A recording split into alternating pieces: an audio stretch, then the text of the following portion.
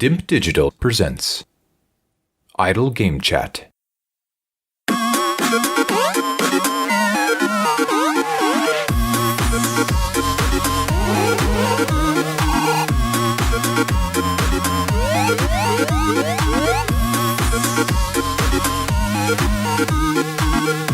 Hello, Apps here from Dimp Digital, and welcome to Idle Game Chat. I'm joined by the former Dimp Digital Gaming Quiz Champion. It's Pacman himself, Tom Adcock, and the reigning Dimp Digital Gaming Quiz Champion, Tom Adkins, not Adcock. Gents, how we doing? Well, I'm doing fantastic now. You introduced us with that. Well, it's true. It's a factual statement that you're the reigning quiz champion and Pacman Adcock's the former quiz champion. So you're doing well. Adcock, I suppose you're not too pleased with that intro, although it is factually correct. Some big comebacks this year, mate. Tyson's sort of dusting off the gloves, so mate, you were just like Andy Ruiz, had you like one shock win and then just fucking trampled on. You said that twice now. That better not stick. That's annoying. Wow, Ruiz. Absolutely. Well, this is a huge show because we're actually going to run through our top 6 games of the decade for 2010 through 2019, and then we are going to crown just one winner. Now, this was an extremely tough process on many people. Just coming up with the nominees was difficult, but I mean, crowning a winner almost seemed like a silly thing to be doing because it was almost impossible. But we did get there, and I think we've got a list that is a good list that represents a fair representation of Dimp Digital. And to be honest, on any given day, I feel like any of them could have won it. But for the sake of there being a winner, because we like to crown winners here, we've gone through that process anyway. Before we get into the meat of the show, I wanted to let anyone that's listening know that if you are enjoying Idle Game Chat, first of all, tell everyone that likes video games, tell all your mates that we're available on any podcast app and YouTube, completely free. And then if you do want to support the show, either tip us or earn some cool perks, and you can head over to patreon.com/idle game chat, where you have the opportunity to become one of our very special patrons. If you don't want to, or you can't afford to, no bother. We thank you for giving up your time to listen to us today anyway. But let's kick things off now. So all the formalities out the way, all the business side out the way. We're going to run through each of the candidates in date order. So the oldest will start first, celebrating the reasons why they are on this special 6, or the big 6. As I mentioned, there's 6 here, Adcock. Are you pleased in general with the list of 6? I mean, I just spent a couple of moments there bigging it up, but as you're on this panel to discuss the games, are you pleased with the 6 that we've ended up with?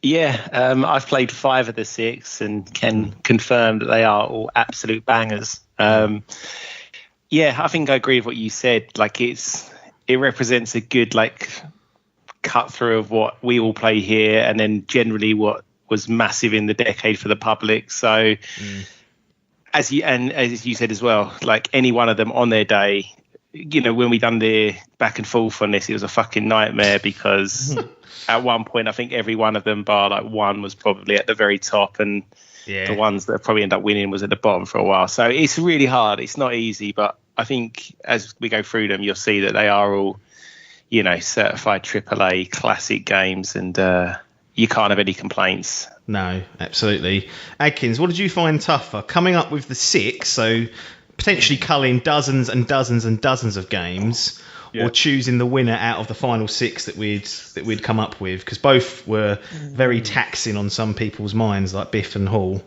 Yeah, it was. I'd probably go with culling was difficult. Yeah. Pitting 2 heavyweights together when you know they're both equally impassable games, and then you go, right, well, we got to be in one just because they're slightly similar, but it is good to have that variety we've got where you ain't just a list of fucking open world games or something. Yeah. So yeah, I did find that tough, but it's hard especially for me being selfish, to get my views out. When somebody else goes, right, I want to put this game in, and I'll just go, no, that's not in mine. It's not in mine, so it's not in the final list. It's not in the final 6, but yeah, you know, the group chat that we made helped me broaden my horizons, and like I say, much like Adcock, I think I've played all of the games, but one of them not so much that we'll discuss. Yeah. So it's definitely there. I sort of let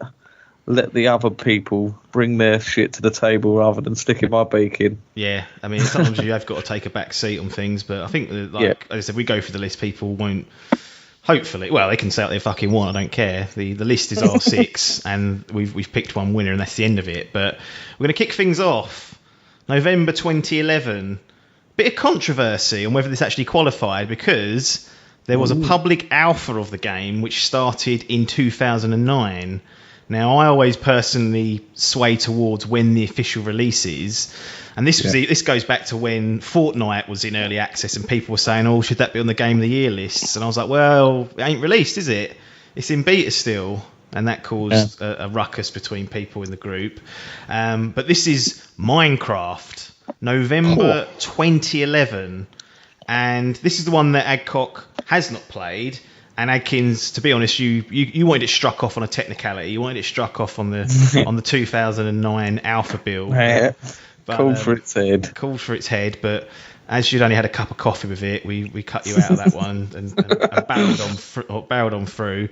I spent an awful lot of time with Minecraft over multiple generations and multiple platforms. I've played it on 360, I've played it on Xbox One, I've played it on PC. I've even had the Adkins cup of coffee on mobile with it. So I've had a little play around on that Pocket Edition. And I truly believe that Minecraft is a pioneer of the sandbox genre, if you will. And on the surface, it's a very simple game. You're just dumped into this world with no resources, and really at that point the only aim of the game is to just survive, because at night cometh the monsters and they'll put you in an early grave, and depending on what mode you've got it on, you can have permadeath switched on, or you can turn that off, or you can carry on and respawn. But really, once you've established your foothold in it, the only real limitations of the game is up to the player's own imagination and goal setting. There are bosses and like conventional tasks that you can kind of follow that are more in line with a traditional video game. You can jump online with your mates cooperatively, try and build Wakering, which is a project that me, Hall, Pee-wee and Logan tried many moons ago. A failed project because the staying power of that particular quartet wasn't there. So you can have your go and have your games in that process, or you can use the creative mode, which is like a free mode that lets you build to your heart's content without the video gamey aspects getting in the way. And I've seen people build a working computer that can do maths, a recreation of King's Landing in the game. There is so much stuff that people have built onto this game. And 2014, we had Mojang being purchased along with Minecraft by Microsoft for $2.5 billion. I can't believe that was in 2014. That seems like it was only a few years ago, but they've had it for nearly 6 years now. We've got Minecraft in schools for education purposes, and it's still going strong player-wise. It's been over 200 million sales, and the claim is there's 126 million players that are still playing every single month. And I think we look at the impact of games over the last decade, and within the gaming industry, but also outside. And I don't think there's a lot that can reasonably compete with Minecraft, in all honesty, when you look at what that's done inside the sort of hardcore bubble that we live in, and also people on the outside who maybe are casual gamers or not gamers at all. It really has made its imprint everywhere. Adkins, you had a cup of coffee with it. Do you have anything to say about Minecraft that you want to share?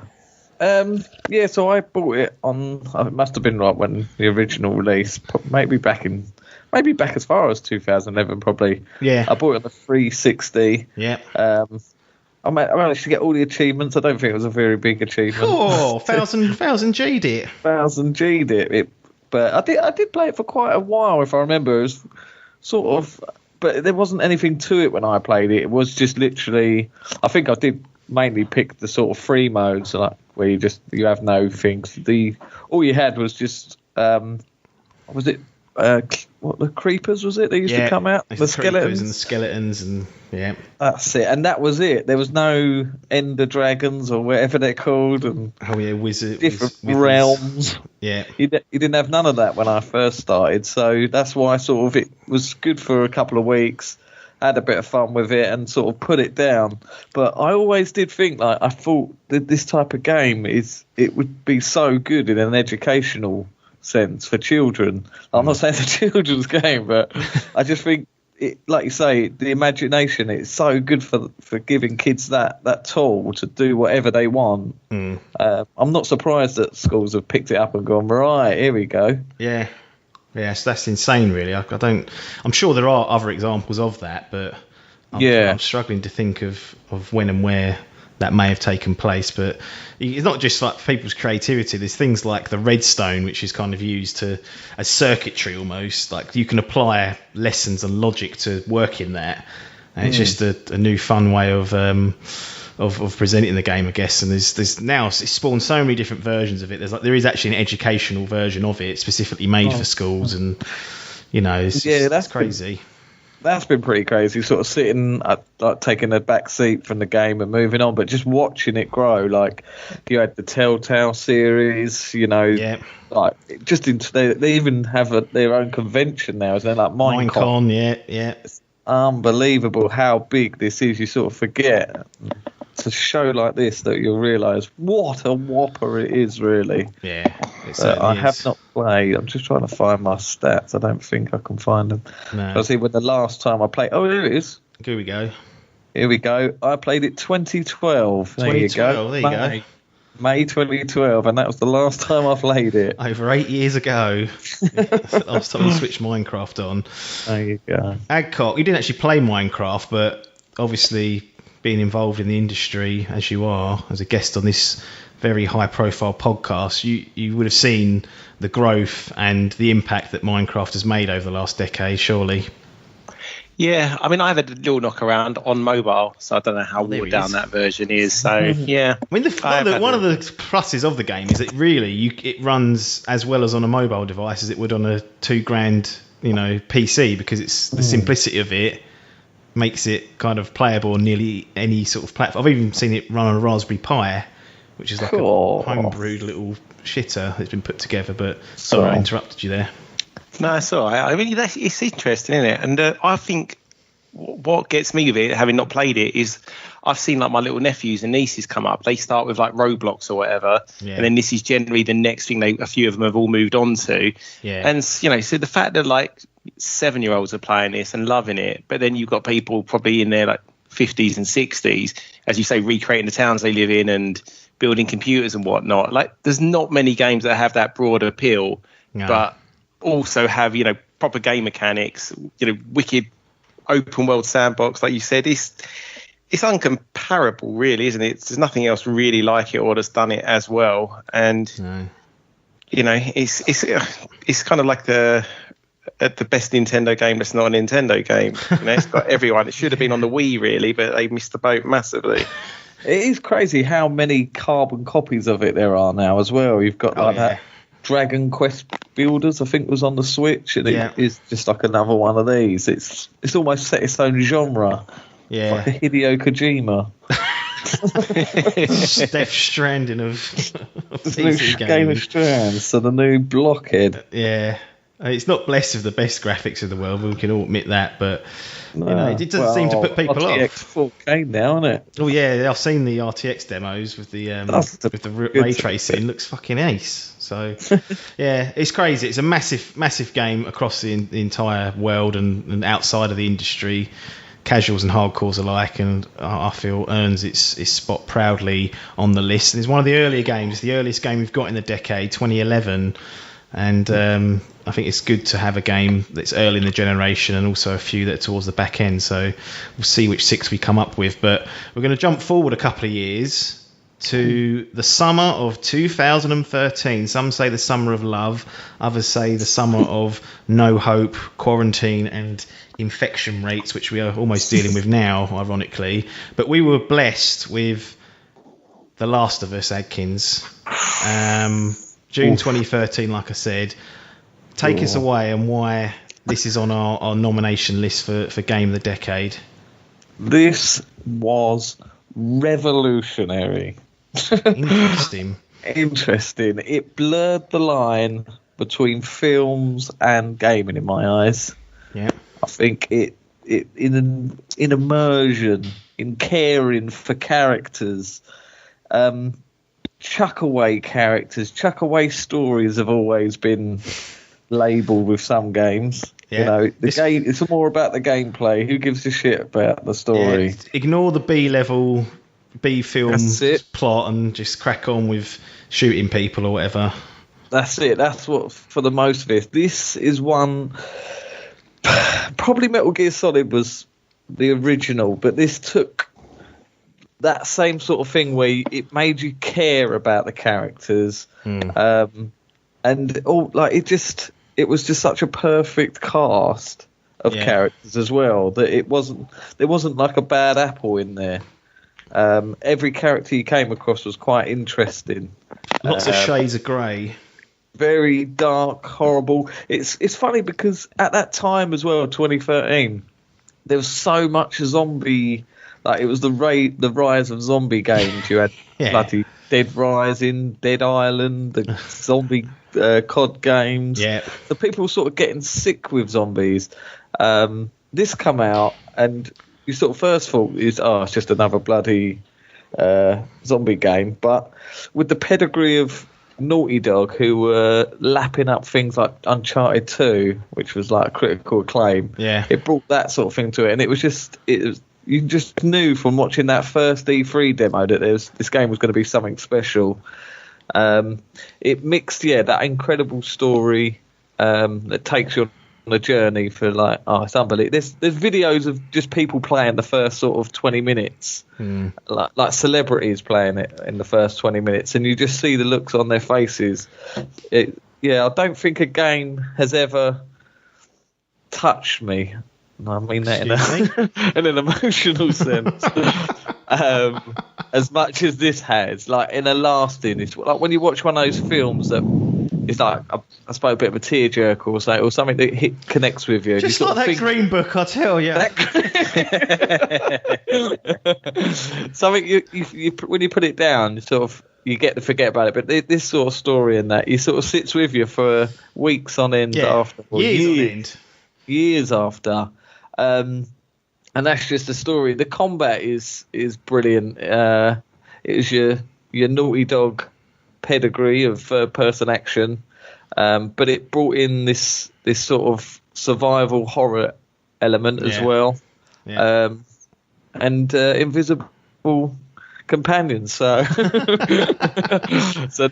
it's so hard to fault this game, and I'm just sort of lost for words about how good it is, really. Yeah, I mean the story and the narrative is excellent, and like you said, I think it was a bit of a moment where they said actually games now can't really they can, but they'll be penalised for passing the buck and doing a cheap story, because we've had this which blends great narrative and hard-nosed, tense, brutal, in-your-face gameplay, which comes together in a great package, and it does just have some sort of X factor. I mean, it's 7 years old now, and yet people are still talking about it, and that might be because of the impending release of the sequel. But I still think even without that, people will still be referring back to The Last of Us, and it just has just a bit of special sauce. It's difficult to quantify in words.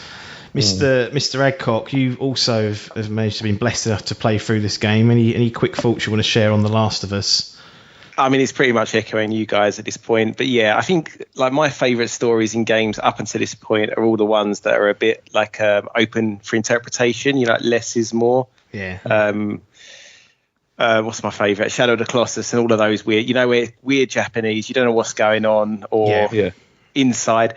This is, as you've said already, this is everything's up there. There's nothing for interpretation. It's taking on like Hollywood and pretty much winning. Like, it is. The characters are amazing. That the opening to this game, like the first 25 minutes, is some of my favorite openings in video games ever. characters, the two like leads are absolutely amazing. You really buy into their story. Some of like the situations they get you into, I love my like survival horror. I mean, it's not really survival horror, but just such good horror set pieces. It's got a flavour of that in there, isn't it? Enough. Yeah, man. Like they really, when you're in those tunnels and those dark places and those fucking clickers are roaring around, it's the worst thing in the world. It's so good. It's so good. I think you're going to focus on the story with this, and rightly so. And yeah, Naughty Dog, because I've played the Uncharted games kind of in retrospect after I played this. Oh, right. I bet there was a shocking tone shift. Yeah, it was. And especially 4, like where they've really obviously tried to up their game. And Nathan Drake is a wicked character, and they've really tried. They do well to like bring that brother back in and try and get you on board like emotionally, but it just can't compete with this. This one just hits it out of the park in that respect. That's why everyone's so up for this sequel that's coming out in just a couple of weeks now. Yeah. No, it's certainly, fantastic. Certainly an excellent game, and one that will live long in many people's memory who played it. I actually didn't have a PS3 at the time when it came out. I borrowed it off of Reeves in the end, and played through it sort of within the first couple of weeks, which was handy. But imagine missing that. Imagine missing The Last of Us because you didn't have a PS3. That would have been a devastator. Also one that brought out a DLC package months after or a year later? Yeah, it was. It wasn't too far after, but yeah, it was Left Behind, wasn't it? That was it. Left Behind, and a lot of these games. There's some great games like Horizon and Spider-Man that they've both released DLC, and I've not touched it at all, to be honest. Spider-Man's and Biff binned Horizon, but we can't trust Biff's opinion on most things. He bins everything. No, true, but to carry on that pedigree, and to a lot of people rate the DLC as well. So it was just showing that they could consistently continue this pedigree charm. Yeah, and they churn it out some more. So give us some more. Yeah, I can't remember who brought it up when we was all talking about this. Like, so when we was rating these games, and yeah, it's probably one of my favourite DLC packs. Like, I think you pointed out, Joe, really good point. How they kind of fixed that thing of actually having the zombies and clickers mixed in with the humans and fighting each other. Like they didn't have that in the main game vanilla, but they've added it into the DLC. It was a nice touch because I always remember thinking that was the one thing kind of missing. It was great just pitting them off against each other and sort of thinning out the herd, and then whoever you was left with, it made it a far easier sort of room to go and clear, because you'd have half the the clickers or the infected had already ripped the humans to shreds, or they'd blown them away. So it was definitely a great little mechanic that they introduced to the DLC, and also filled in sort of a gap within the main game, which I thought was quite nice. There's a period of time where it skips, and it was nice to see what actually took place and went on. But yeah, Last of Us, fantastic game, June 2013. Next on our list is another 2013 release, which I am sure meant there was some very heated Game of the Year discussions just between these two games alone. It's Grand Theft Auto 5. It is the Juggernaut. Adcock, I'd like you to start here, because what I like about your perspective now is that you played through the campaign back in the day, maybe when it re-released on the PS4, I can't remember, but that was a few years back now. But recently you've been diving into the world of GTA Online, which is a part of GTA 5, with a bunch of pals, and that to me gives you an interesting perspective on really what a great package overall GTA 5 is. Yeah, so I originally played this, just the campaign. I think probably it was on PS4, maybe late 2014. Yeah. And and then had a huge gap, and I've come back to it now, like Q1, Q2, 2020. Yeah, mate, this is amazing. I don't know where you even begin on this one. I mean, it is as close to a living, breathing world as you're ever going to get. Open world game. Yeah. I mean, they're so smart with how they do this. Everything looks like it's accessible, even though it's not. Like every house, every shop and whatnot. They do a great job of this. It still looks amazing. Like, I mean, for the size of it and the quality they've stamped all over it. The campaign, I mean, you've got 3 characters for the first time, or more than one for the first time, I should say, in a GTA. You've got Franklin, Trevor and Michael, all really good protagonists, super fun.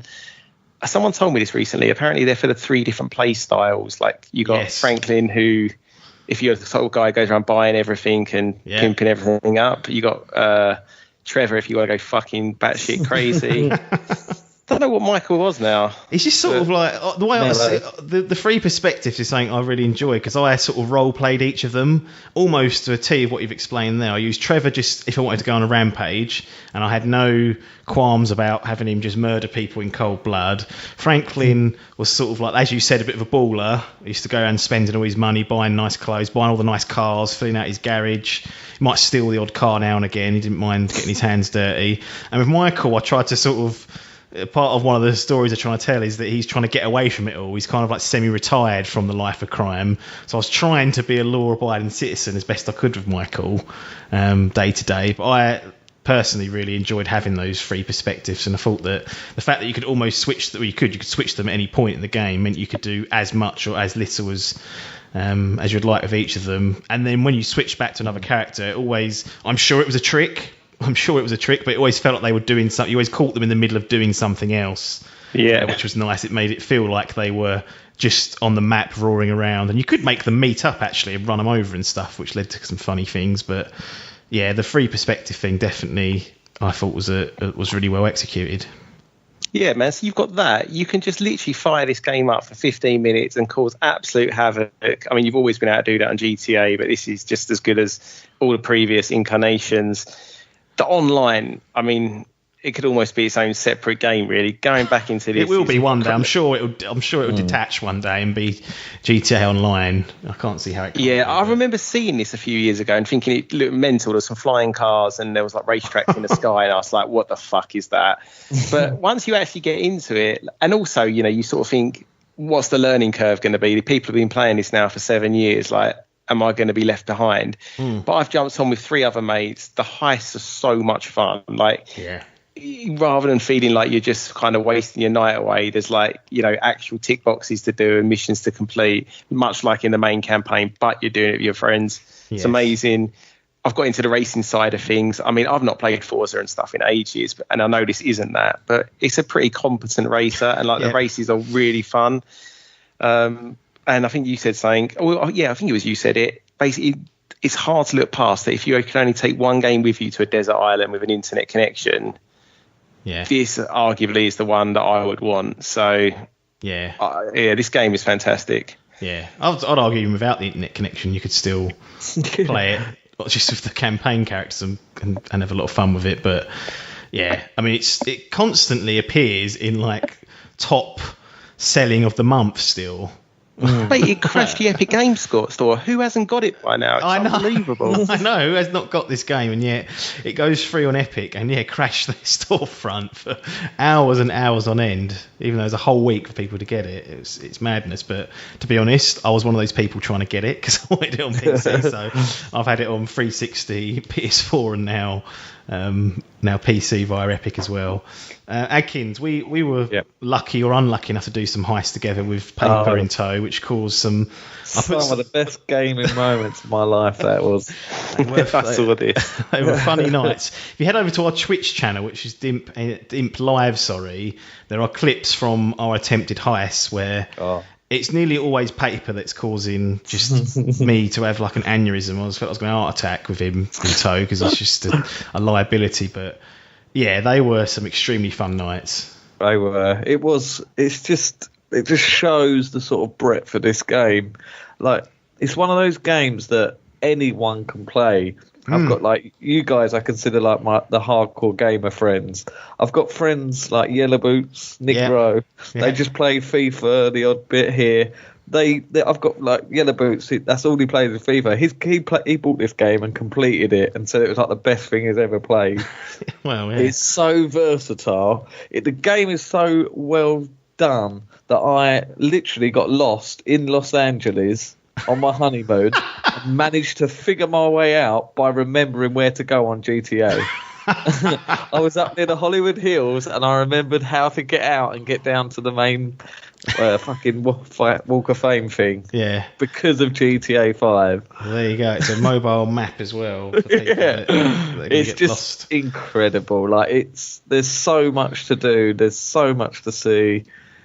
Echoing you can just go on for 15 minutes. There was nights when I'd just go on and I'd set a little game in my head. Just if I could break into this like military fucking hell. thing and steal a jet, and that was all night. I'd just spend that just seeing if I can get away from 5 stars. Yeah.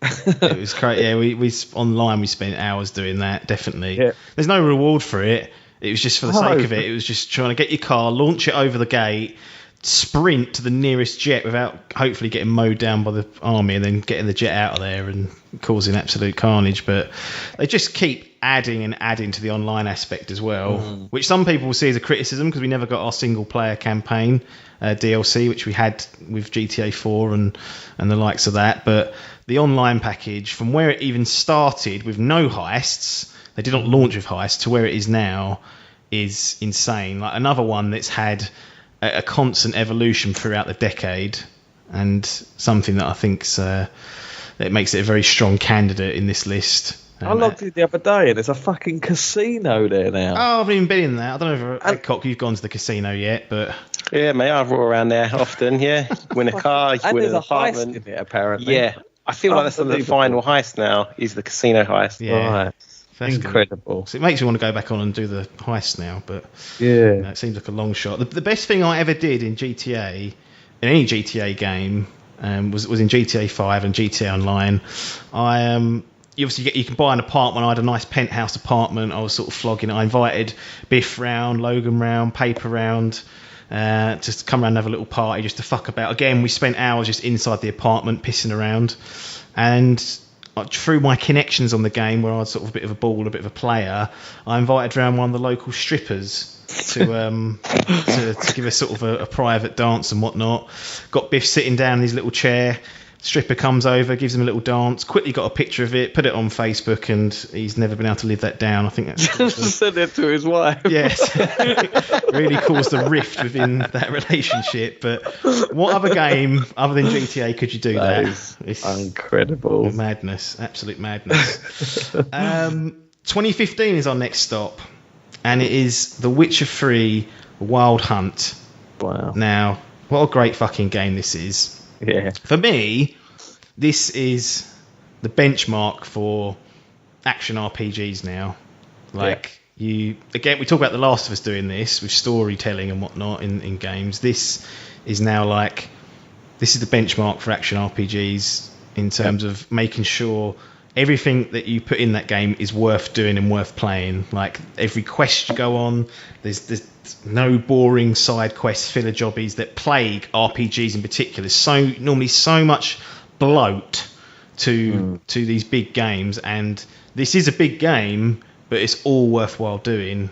And I like the fact that you take the role of Geralt, and he's Geralt, he has his own past, and this is the third entry of the series, which a lot of people won't be familiar with, but you've still got agency over him to deal with quests in a number of different ways, and they have short-term and long-term ramifications. Music is fucking ace as well. The world, or the environment, whatever you want to call it, is top drawer.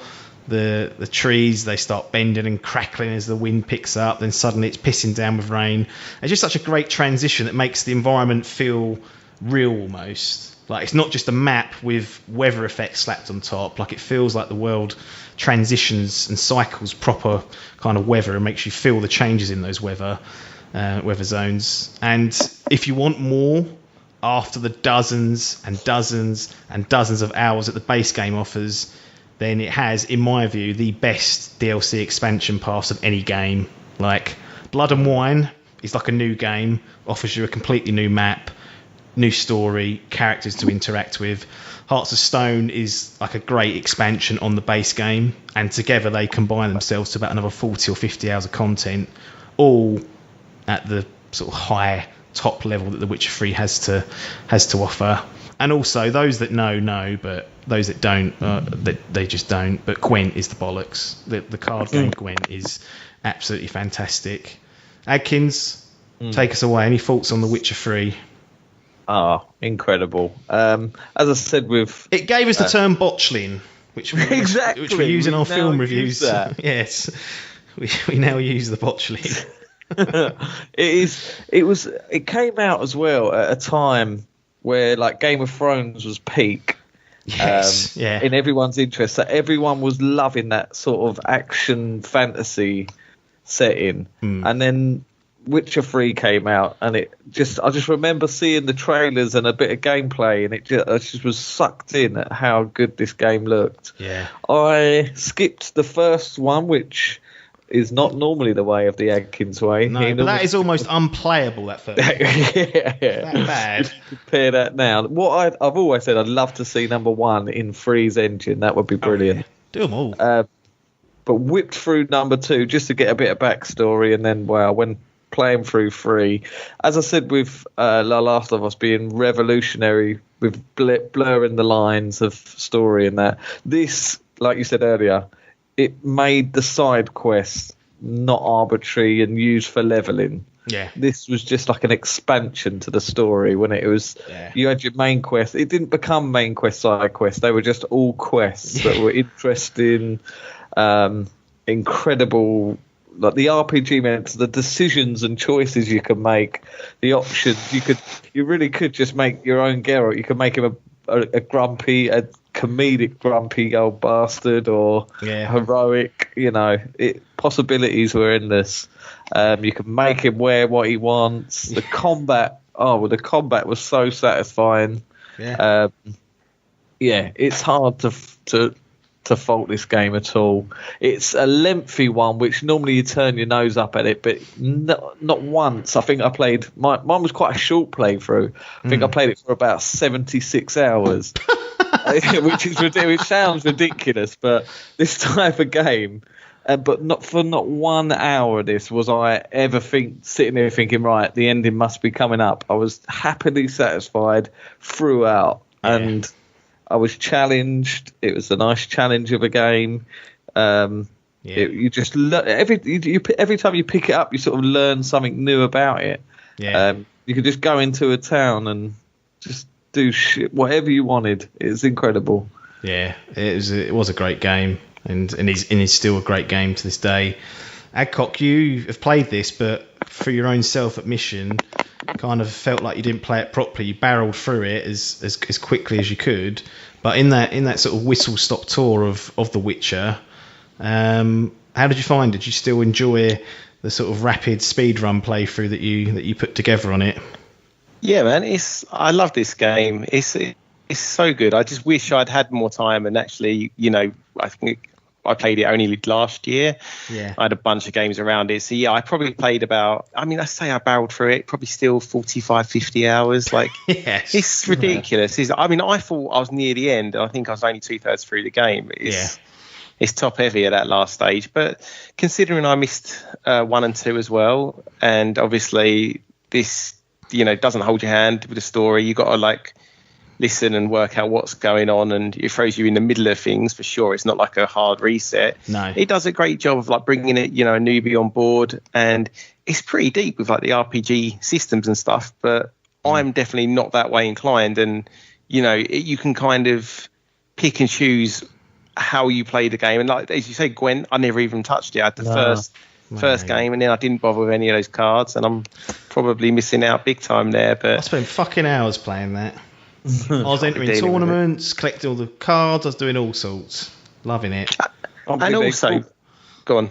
I was just going to say, they actually brought out a separate game of Gwent. Yeah. They spun it off into its own game, which is mad. I think it was after we played it, and I was talking to you and was just discussing what we did. By the way, that botching is amazing. That was the first bit. I was like, fucking hell. Sort of tried to, I don't know what I did to him, but he fucking went apeshit and grew about 50 feet. But you remember when we were talking about that? I think he's the Bloody Baron or something. Yeah. And we were talking about his story thread, and I had no idea how different the outcomes can be. Because I think for you, he ended up topping himself, right?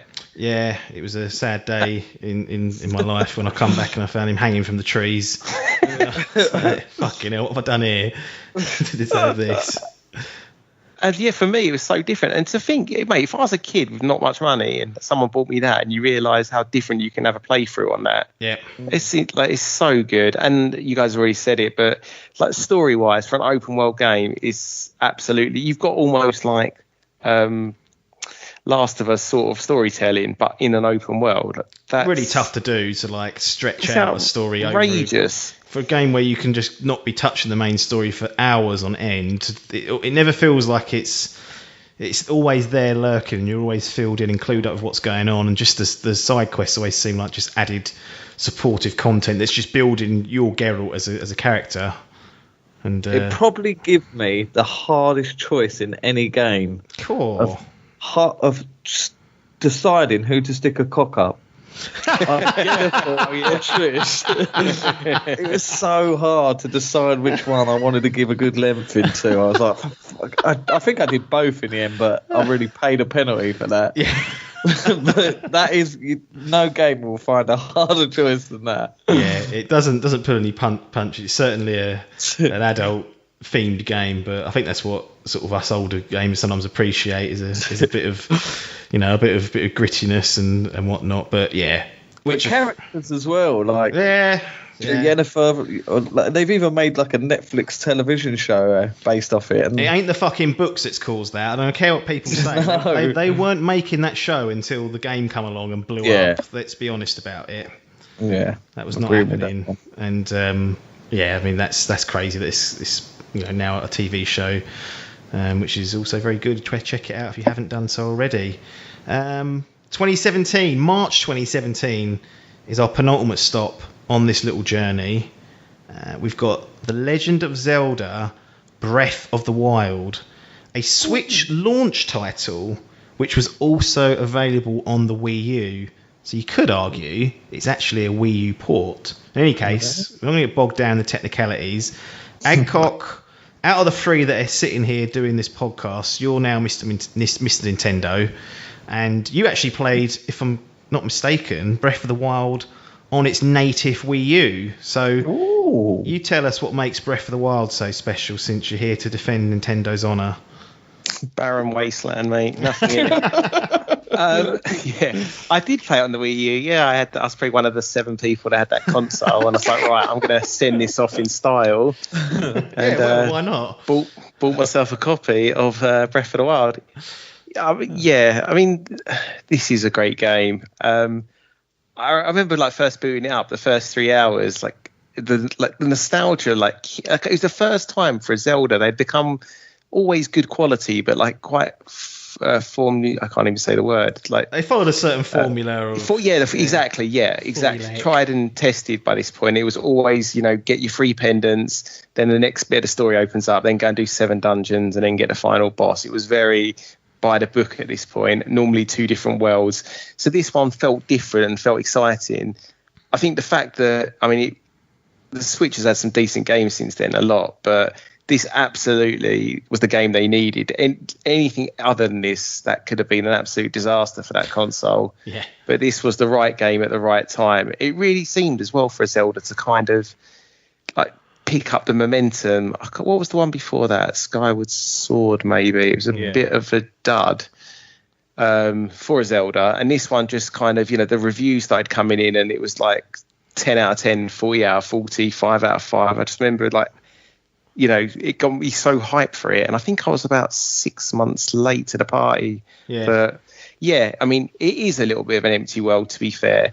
But my biggest plus for this game is that of all the open world games I've played, this is probably the most true. The fact that you can do the first couple of things, so you get your little glider, and from there, if you know how and can do it, there's nothing stopping you going on and taking on Ganon within the first 45 minutes, hour, I don't know. I don't know if any other game does that. The whole thing is open to you. For a Zelda game, you've got all your abilities from the first couple of hours again, and then Hyrule's yours to go and explore. Not the most deep storyline, I'll give you that. But if you go and get those memories, it's quite nice, quite simple. I'd definitely recommend anyone who hasn't played it to do that bit, even if you have to. I had to Google them. It was ridiculous. Some of them are pretty obvious, but after that, it is insane. But all the sort of, nostalgic races and characters are there, but it doesn't really ram it home too much. It feels really new. You've got dynamic weather. You have to cook for yourself. You've got all those kind of RPG elements, but again, they're quite light, I guess, really. the sword. I know what your Achilles heel with this game. The older weapons degrading at a rather rapid rate annoys some people, but very different for a Zelda game. I mean, I don't know what else to say. It's probably most people's. I don't know if it is most people's favourite, but it's got to be in everyone's top 3 of a series that's one of the most iconic in video games. So this is a very, very, very good video game. I don't think I've spent or played too many open world games and almost universally been rewarded for exploring. You just kind of go, I sort of would go somewhere and think, this has to be just a dead end of nothingness. And 9.5 times out of 10, there was something. There was either a weapon or a chest or a little Kurok seed, or there was a puzzle. There was just something there, almost around every corner, if you took the time to explore it. And I kind of done a playthrough where I did a sort of 50-50. I started off doing that, and then soon sort of went, right, let me get through all these fucking, what they call the divine beasts, and take this fucker down. But you could systematically just go to different areas of that game and find something. And if it wasn't something direct, you might even pick up a little journal that gives you a clue where some treasure is hidden, and it won't mark it on the on the map for you.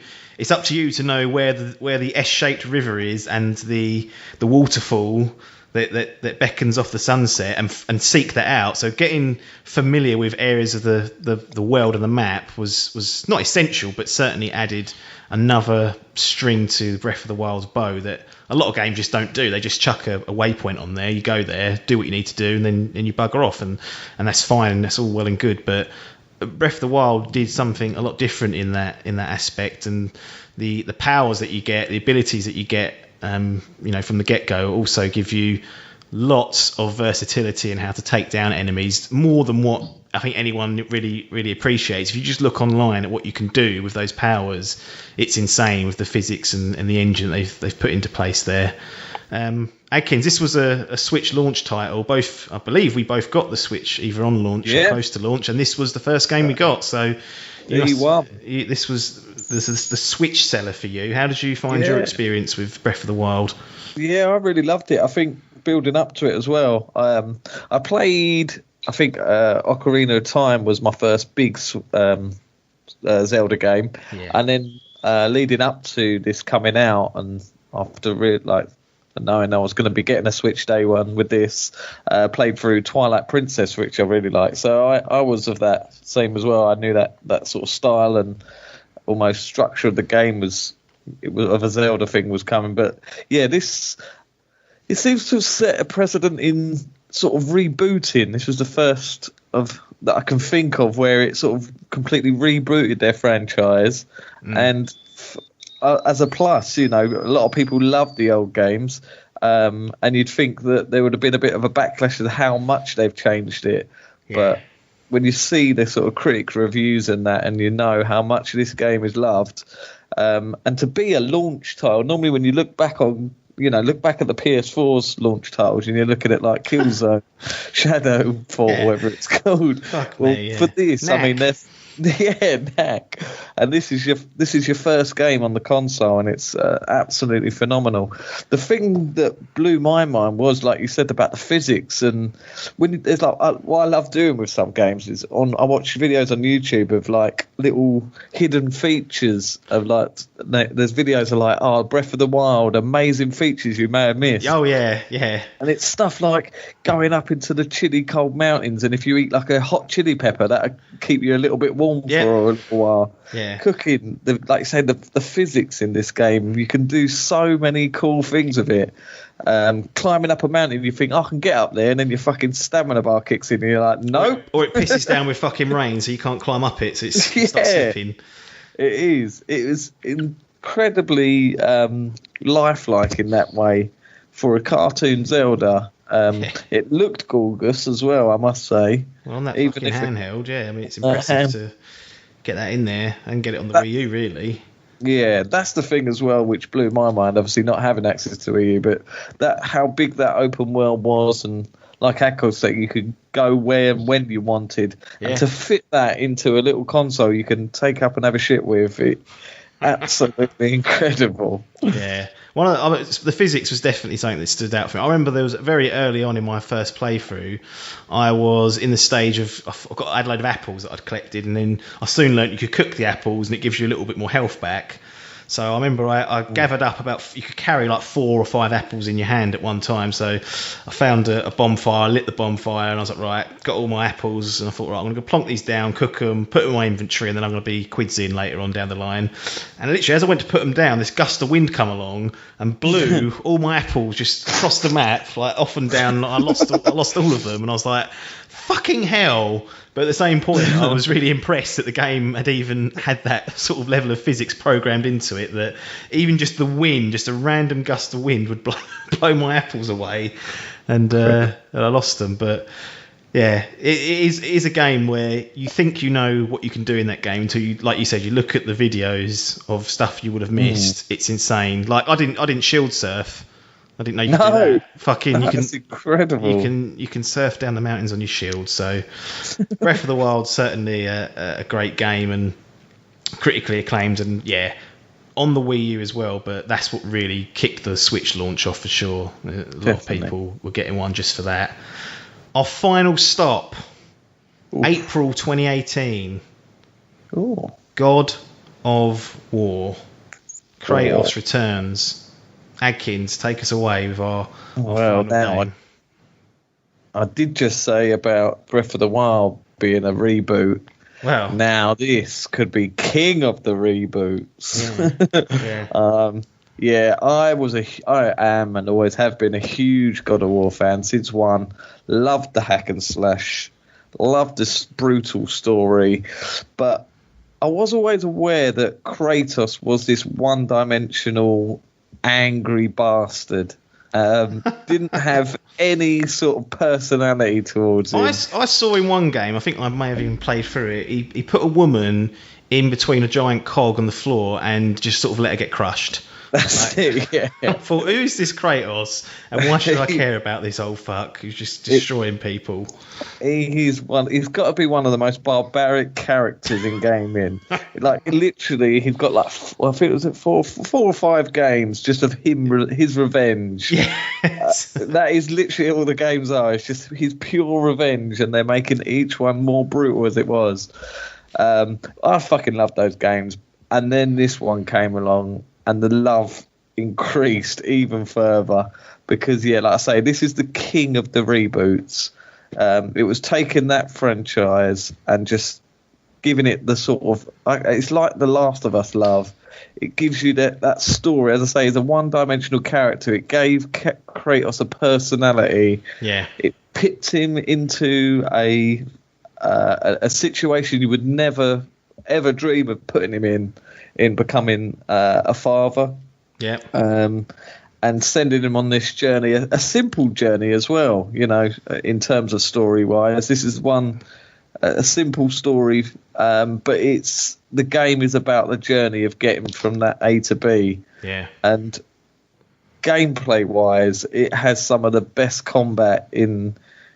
It's sort of a hybrid of hack and slash. It still has that nostalgic element, but it's more sort of modernized for like people of all. It's the type of game where anyone can play as well. You don't have to be someone like me who's obsessed with the lore and knows it. You can come in straight from this one and you will see what this game is about and understand why it's so good.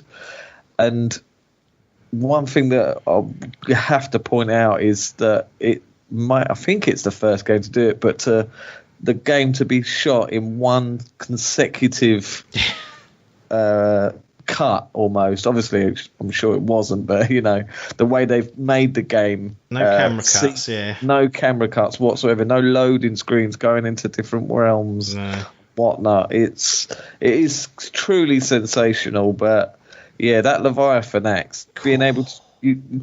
Taking Kratos' signature weapons away and giving him a brand new one, that was a bold and risky move, and it absolutely paid off because it's now given him one of the best tools in gaming, I'd say. Yes, it's a fantastic game. Brilliant. Very few things feel better than chucking that axe through 3 enemies and it just sort of burying itself into a tree in the distance, smashing and cracking some skulls of a few enemies, and then recalling the axe, much like Thor's hammer, and watching it come all the way back through, and then just as a little cherry on the top, just slicing an enemy as it comes through and taking them down. Like, there's very few action parts of a game that are more satisfying than that. I think I read somewhere that you can drop the axe from like one side of the map, and it won't disappear or teleport. It will stay there until you recall it and take the time that it would normally I mean, obviously it probably clips through the environment and whatnot, but it still stays there if you're on the other side of the fucking map and will eventually get back into your hand. But there's some real good technical bits and pieces into the game. Had some interesting moments in it in terms of little bits of like Metroidvania. I'm thinking about that big lake and how you open up new areas to go. Had obviously main quest, there was side quests to be going on, which was the first for the series. Didn't have any of that before. And for me personally, this is a little bit of a redemption story, seeing it make the top 6 and being with a shout of winning this thing, because in our historic Dimp Digital Game of the Year awards in 2018, this was beaten out by Red Dead Redemption 2 in a controversial by the numbers vote by the entire team, and that was simply down to people just playing Red Dead to do more. But I honestly think that this is one of the best action games out there, and it has a narrative that's mature, good, as you said, completely redefines a one-dimensional character into a fully fledged 3D. He's a father, damn it, now. He's got feelings. And pound for pound, if you strip back what a video game is, I think this is perhaps the best of the lot. Like, just in terms of just pure video game sense, it kind of just hits every marker that you would want out of a modern video game and goes, yep, we've got that and we've done it better than most. So the set pieces in this game were some mind blowing. Like the first encounter with an enemy, like a semi boss or whatever you want to call it, but just that first fight, I still watch that back on YouTube and it just blows my mind how seamless it goes from cutscene into combat and then back into cutscene, and just how incredible the experience is. It's really one of a kind. Adcock, you also had the pleasure of steaming through God of War. Any further positive thoughts that you want to loud onto the 2018 edition of the game? Crimey, you guys have covered this well, but I would say similarly, going a bit different to you, 2 of my favourite boss battles ever. The first one with the guy who turns out to be like the main antagonist, amazing, and then one middle way through, big dragon, that's absolutely fucking breathtaking. I don't think you spoke about this, I'll go with this.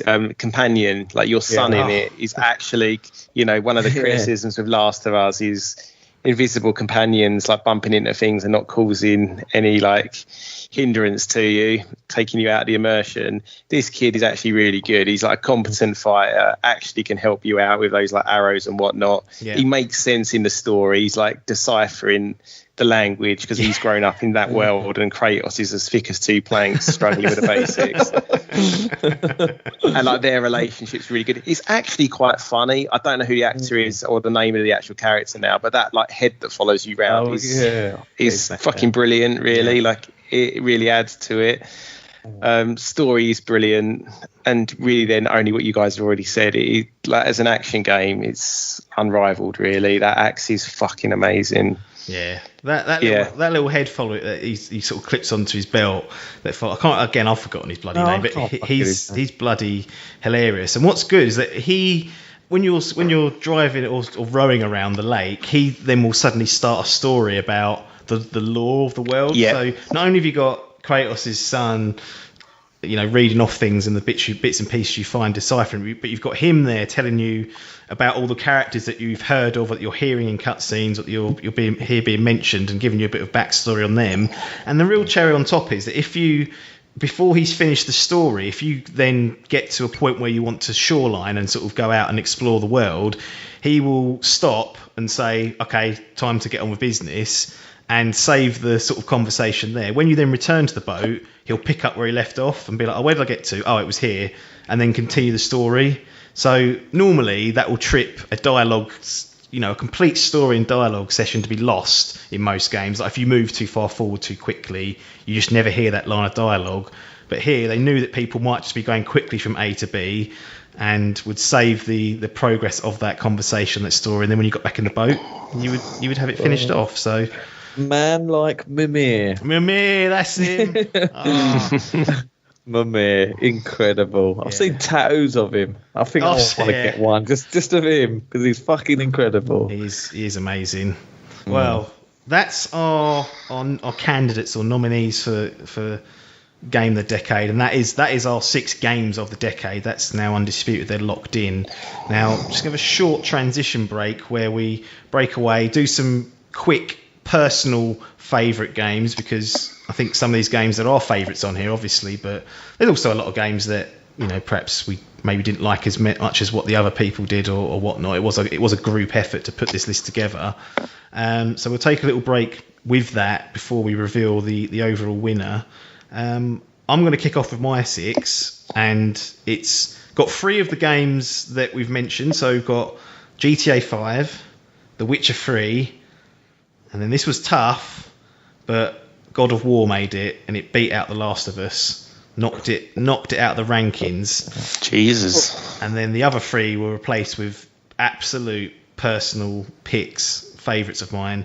Mass Effect 2, which is the best of the series, like excellent RPG and great story, great dialogue choices. That's just a great series altogether. That's the end of Mass Effect. It's brilliant. The Walking Dead, Telltale's breakthrough game that came out in 2012. I mean, we talk about narratives in games, we talk about decision making. That puts you through the ringer, that game, emotionally. Like, I remember Biff used to play it on the way to work on his phone, another game that's versatile. He played on his phone, and he said he'd get to work and feel like he'd already done a day's work after playing an episode of The Walking Dead, because it was just a stressful experience, and there's never a right choice in that game, but that was great. And then one of my favourites, controversial, but I'll always say it's one of my favourites, and that's The Last Guardian. I bloody love that game. Little Trico. You talk about the emotional moments, that's the one that got me, so there's no way that's never going to make it onto my personal top 6. So yeah, that's my 6. Mass Effect 2, GTA 5, The Last Guardian, The Walking Dead, The Witcher 3, and God of War.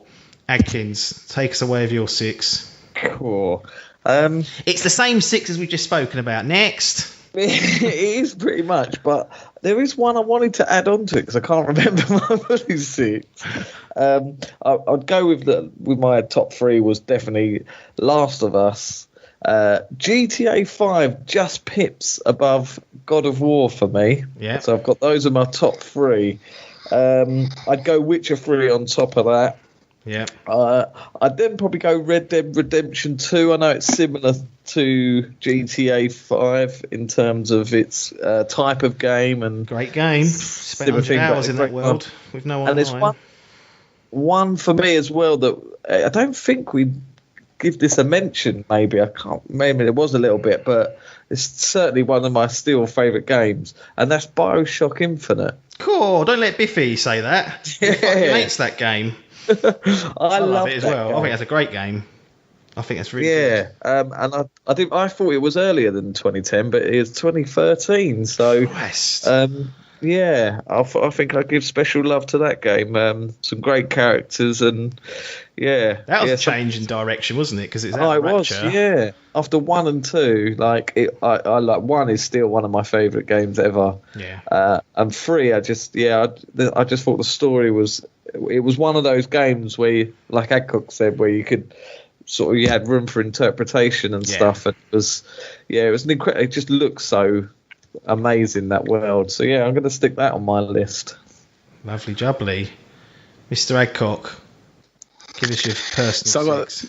Yeah, so I've got 3 that we've already spoke about. Last of Us, GTA, Breath of the Wild. Done. And then my add-ons, I've got Street Fighter 4. I love my one-on-one fighters, and this is probably my favourite. It's probably pound for pound. I've enjoyed it more than I did the original Street Fighter 2 back in the day. Yeah. Playing Which online, version, so much fun. You mean like of the updates, or? Yeah, there's about 400. Arcade edition, super arcade edition. Just vanilla, whatever first come out is the one I've played most. But you had like compared to 5, like where you had to unlock everything. 4 had everything there from day one. Yeah, like so much fun. All the updates they did were like good. I missed a few Street Fighter iterations between this. I didn't play 3. Didn't play some of the alpha games, so it'd been a while. I fucking love this game. Bloodborne.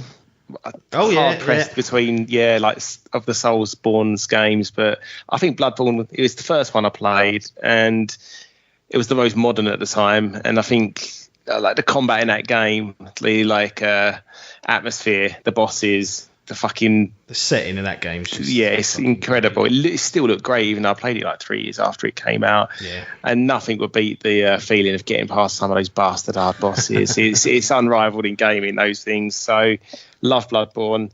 Last one you've already spoke about, Walking Dead. You put me onto this, and to be honest, I've not really played many of those other games. It peaked in the series. Yeah, I played the second one and I really just didn't enjoy it as much. But that first one, man, like as you say, I'm a bit of a cold bastard, but I think that nearly had me in tears at the end. That game was so good. Wiping out Duck, no problem, little shit. He had to go. But that game is incredible. So they're my 6. I would just like to throw, because I don't think this is cheating because it's not even a game, but the game that I'd really like to play that never was a game, PT. I wish that had got done, because I fucking love that playable demo. It's amazing. So annoying. I've still got that in my library on thing, but you can't download it because there's people that sell PS4s with it pre-installed already, and they go for silly money. Like, I've still got it, man. Oh, mate, keep hold of that and then put it on auction. You'll make thousands, I reckon. Well, not thousands, but yeah. What a moment in gaming that was, because that was just shadow dropped randomly. Yeah. No one knew what it was. No one knew what it was to do with. PT, what the fuck's that? You know, it turned out to be a playable teaser for Silent Hills. I mean, the game that never was, but I mean, that was just insane marketing wise, and that's a terrifying game, to be honest. And it's not even that long, but it's not a nice experience to go through, I'd say. Here we go. Digital's first ever video. Yes, it was. It was Dimp Digital. Launched off the back of that. Yeah. A little walkthrough on how to get the ending, because it was actually a fucking, as Kojima, as we know, he likes to do sometimes. It was a fucking rigmarole to get the ending, and you never knew when that mad slapper was going to jump out and jump on your face. So I was always constantly uneasy, even recording that, knowing what to do. I still don't know if people knew exactly the steps that you had to take to do that. It was just you had to do these certain things, and sometimes it would trigger it. But it's crazy. That was, for what it was, incredible. This madness. And I think on Dreams there are there's remakes and reiterations of that have tried to sort of keep it alive. So I'll definitely be checking those out. But we did mention at the start that we're going to have to make the difficult decision to give an outright winner. Now, as I said, I can wake up tomorrow and select any of these 6. I really could. That's not even hyperbole there. But in the interest of there having to be a winner, we are going to reveal the official Dimp Digital Game of the Decade for 2010 to 2019 here on Idle Game Chat. Adkins, I'm going to give you the honour of revealing what our Game of the Decade is. So do you want to take it away, please? Drum roll. It's Destiny. No,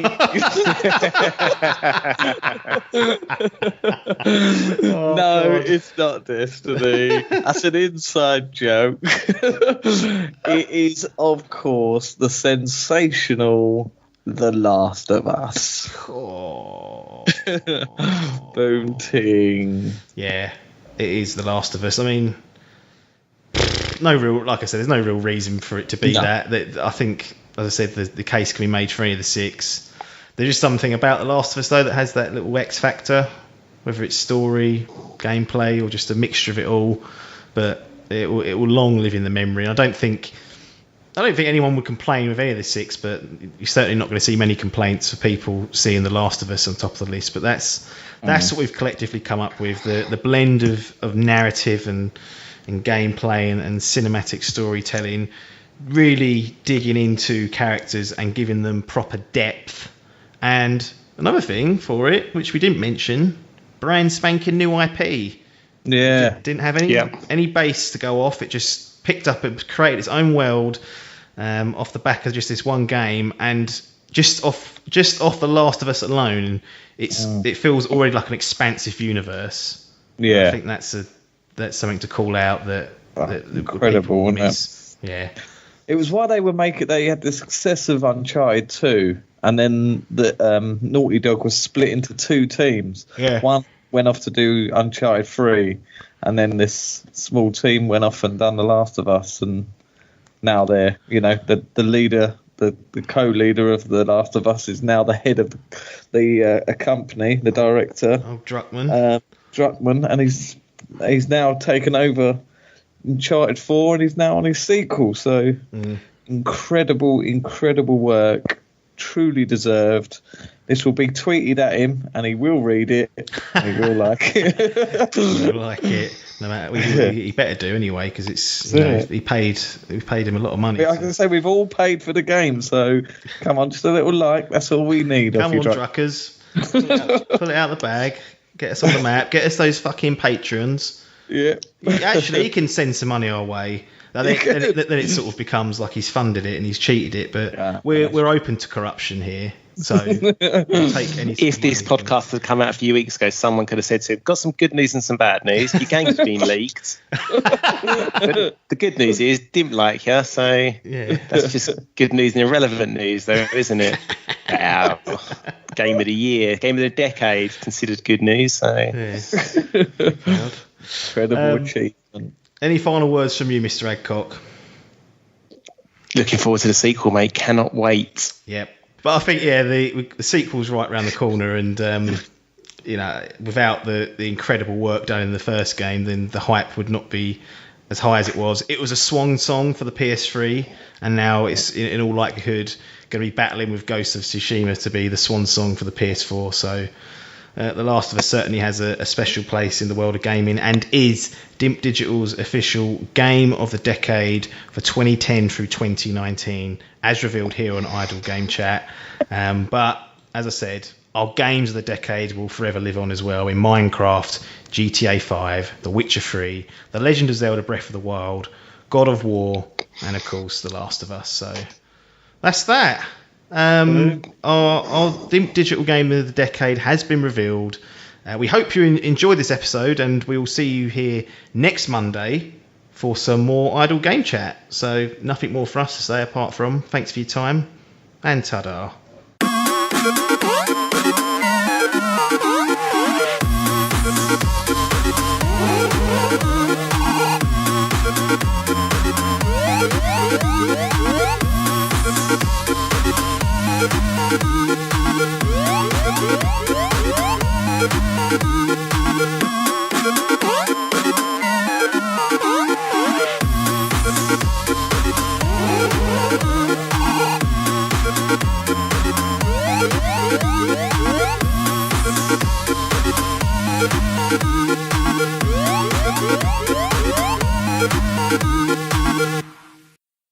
This was a Dimp Digital production.